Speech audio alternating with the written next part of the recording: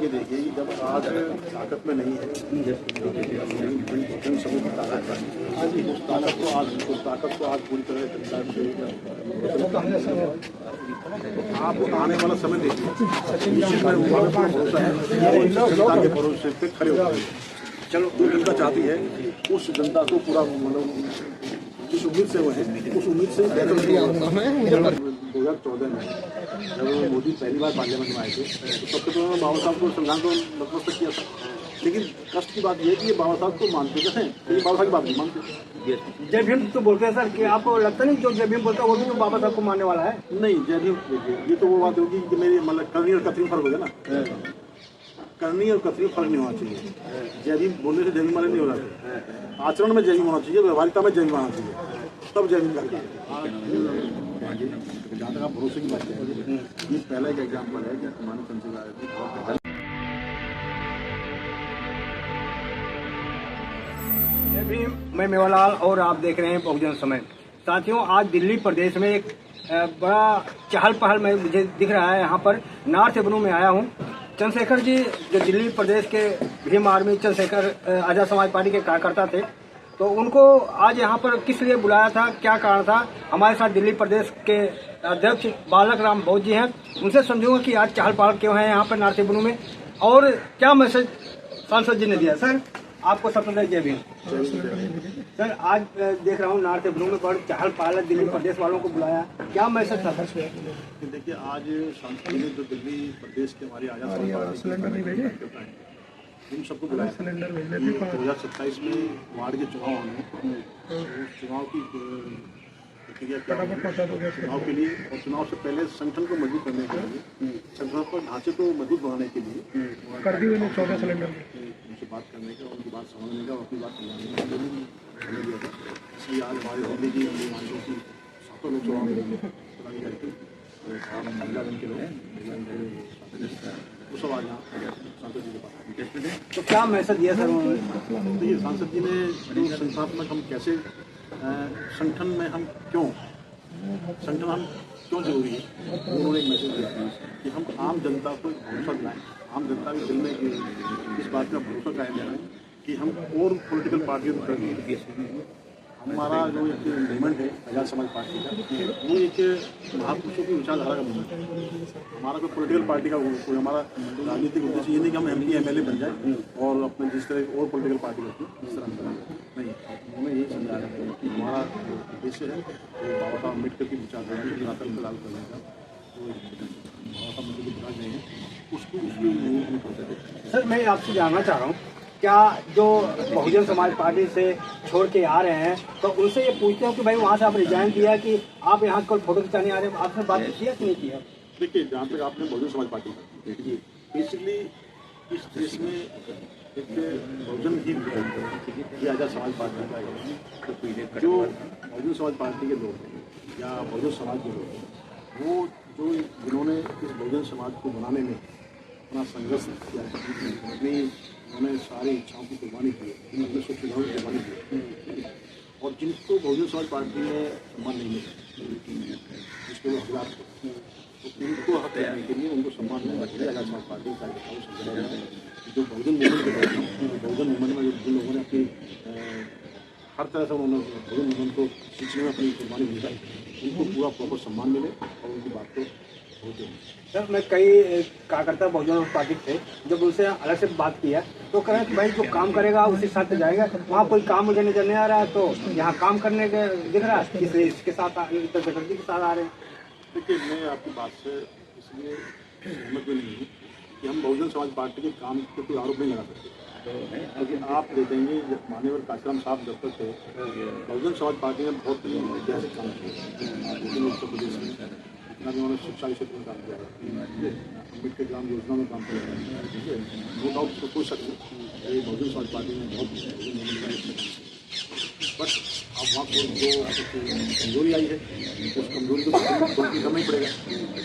उस कमजोरी को फुलफिल करने के लिए हमारे चंद्रशेखर आजाद जी लगे हुए हैं, उसको पूरा करेंगे। नहीं सर, मेरा ये सवाल था सर कि आखिर क्या कारण है जो बहुजन समाज पार्टी की ज़्यादातर लोग मैं देखा हूँ, न कांग्रेस के लोग रहे, न भाजपा के लोग रहे, न आम आदमी पार्टी के लोग बहुत कम दिखते हैं, ये किस लिए कारण है, क्या कारण आपको नजर आ रहा है सर?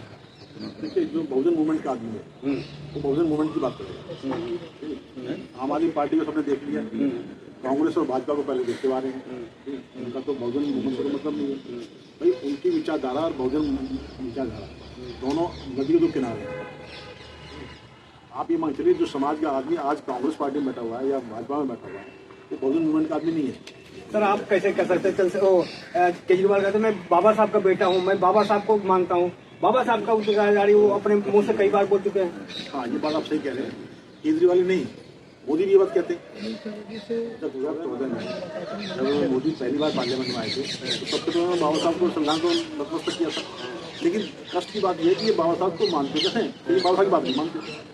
जय भीम तो बोलते हैं सर, कि आपको लगता नहीं जो जय भीम बोलता है वो भी तो बाबा साहब को मानने वाला है? नहीं जय भीम देखिए ये तो वो बात होगी कि मेरी मतलब करनी और कथनी फर्क हो गया ना। करनी और कथनी फर्क नहीं होना चाहिए। जय भीम बोलने से जय भीम वाले नहीं हो जाते, आचरण में जय भीम होना चाहिए, व्यवहारिकता में जय भीम आना चाहिए, तब जय भीम लगता है। मैं कह रहा हूँ कि जिस तरह से मैं देखा हूँ कि RSS के लोग कर रहे हैं कि देखो चाहे RSS हो चाहे बीजेपी मोदी हो, दलितों को कितना ध्यान देते हैं। देखो दलित राष्ट्रपति बना दिया और मुख्यमंत्री भी बना दिया मध्य प्रदेश में, कितना ध्यान देते हैं बैकवर्ड को और OBC और SC के लिए। देखिए ये बनाना इन्होंने कोई ऐसा नहीं किया है, तो उनकी मजबूरी है। अभी आपने वहाँ पे अंडमान निकोबार में आपने RSS के प्रमुख मोहन भागवत का आपने वक्तव्य सुना होगा। 2 दिन पहले उन्होंने क्या कहा कि सत्ता में ही ताकत है, सत्ता में ही शक्ति है, चाहे बात सत्य हो या नहीं। सत्य की कोई वो नहीं है, सत्ता में ताकत है। किंतु आचरण आपको वक्तव्य से पता लग रहा है कि वो किसी भी तरीके से चाहे लोगों को बदलाएं चाहे लोगों के साथ धोखा करें, वो सत्ता वक्त है। सर मैं एक लास्ट सवाल आपसे पूछ रहा हूँ सर। चंद्रशेखर जी मैं देख रहा हूँ महिलाओं का लड़ाई लड़ते हैं, OBC की लड़ते हैं, मुसलमानों को लड़ते हैं, लेकिन इन पर भरोसा क्यों नहीं कर पा रहे हैं जिसकी लड़ाई लड़ते हैं? जहाँ तक आप भरोसे की बात करें, ये पहला एक एग्जाम्पल है कि मानव चंद्रशेखर जी बहुत भारी मतों से संसद लोगों ने भरोसा दिखाया। और आज आप देख रहे हैं, आज आपने देखा होगा यहाँ पे दिल्ली का एक शॉट आज सुबह ही हमने डिसाइड किया कि भाई 2 बजे सांसद जाएंगे, मतलब कुल 4 घंटे की उस पर मैं नोटिस पे आप देख रहे हैं आज कितना भारी समागम है। तो ये भरोसा है, अब लोगों को भरोसा है कि यहाँ एक बहुजन मूवमेंट का एक संधार है, बहुजन मूवमेंट बना के। तो सर अभी देख रहा हूँ चंद्रशेखर के पास न कोई मुख्यमंत्री है न कोई कार्यालय कहीं ऑफिस में।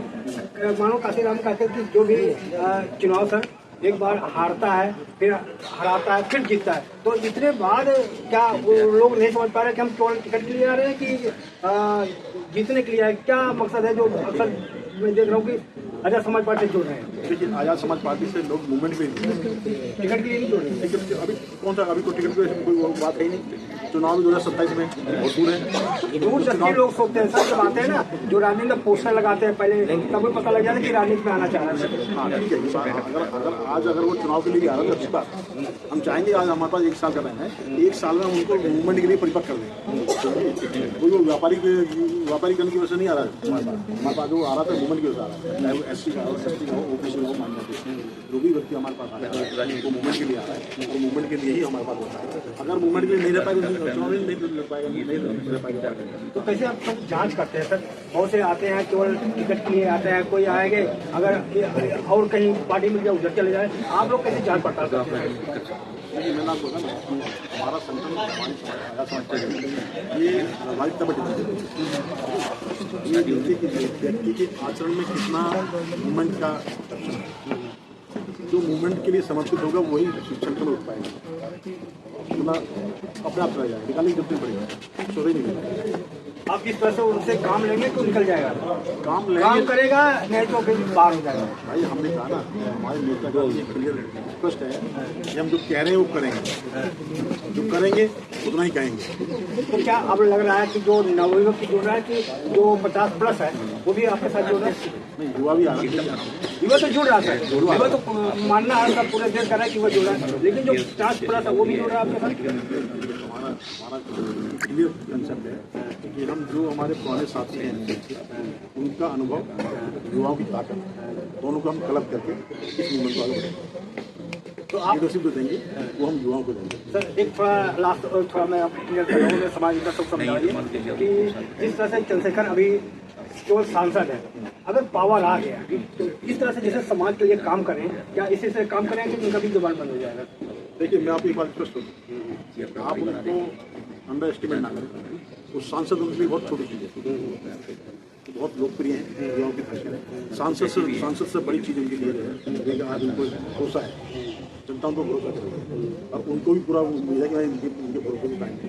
सर, इसलिए मैं सतर्क कर रहा हूँ, काशी नाम से एक बार इस पत्रकार ने इंटरव्यू लिया था कि आप लिख के बोलो कि आप बिकोगे नहीं, तो कहा कि जो कसम खाता वो बिक रहा है। इसलिए मैं कहा कि जिस तरह से चंद्रशेखर आज पूरा, चाहे मुसलमान हो, SC ST हो, भी सब महिलाएं की लड़ाई लड़ रहे हैं, क्या इसी तरह जो फुल ताकत आएगा इसी तरह लड़ते रहेंगे या वो बंद हो जाएगा? देखिए, आप ये देखिए कि जब आज ताकत में नहीं है, जन समूह की ताकत है, उस ताकत को आज पूरी तरह जनता आप आने वाला समय देखिए, निश्चित में भरोसा है, जनता के भरोसे पे खड़े हो जाएंगे।